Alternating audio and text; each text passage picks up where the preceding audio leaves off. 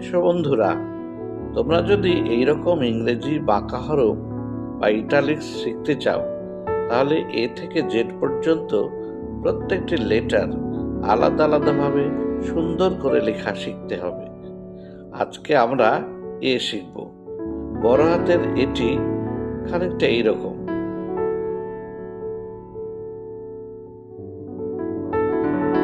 ও ছোট হাতের এইরকম।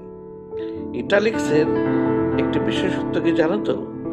পেঁচানো কিছু লাইন অথবা লেজ, যেমনটা তোমরা দেখলে।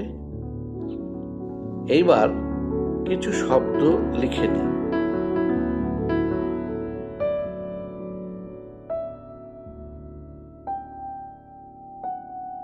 বড় হাতের এ এর ছোট হাতের এ আছে এমন একটা সেন্টেন্স আমরা দেখে নিয়ে এসো।